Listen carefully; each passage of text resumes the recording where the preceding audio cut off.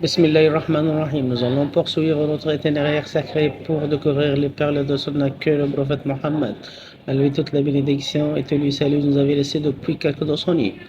Aujourd'hui, nous allons traiter le hadith d'Abdullah ibn Amr ibn al-As, qu'Allah l'a gré lui et son père, qui relate que le messager d'Allah sur lui, la paix et le salut, a dit: transmettez de moi ne sera-ce qu'un seul verset et rapportez également des enfants d'Israël.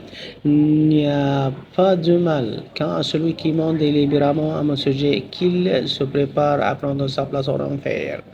Le sens du hadith: transmettez aux gens la science basée sur le Coran et la tradition prophétique que vous avez hérité de ma personne, même si ce que vous communiquez est peu comme un verset du Coran. Cependant, vous devez connaître et comprendre ce que vous avez transmettez. En effet, l'ordre de transmettre est obligatoire lorsque la situation l'impose.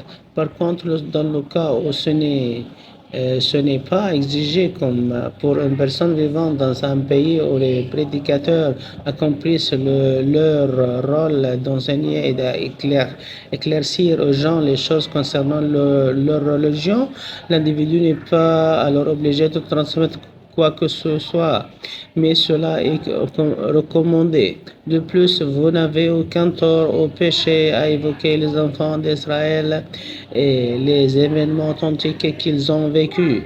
C'était par exemple la descente de feu du ciel qui brûlait leurs offrandes, ou le fait qu'ils se soient suicidés afin de se repentir de l'adoration du veau, ou bien encore le détail des histoires relatées dans le Coran grâce auxquelles on tire des leçons, des enseignements et des sermons. Quand celui qui ment délibérément à mon sujet qu'il se prépare à prendre sa place en enfer, car le fait de mentir sur le messager d'Allah sur lui la paix et le salut n'est pas considéré comme le mensonge sur les gens.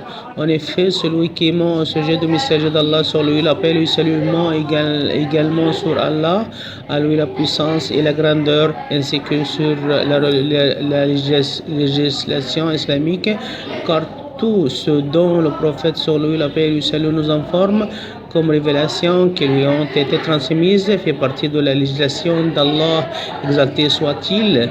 De ce fait, le châtiment pour celui qui ment sur le messager d'Allah sur lui la paix et le salut est plus sévère.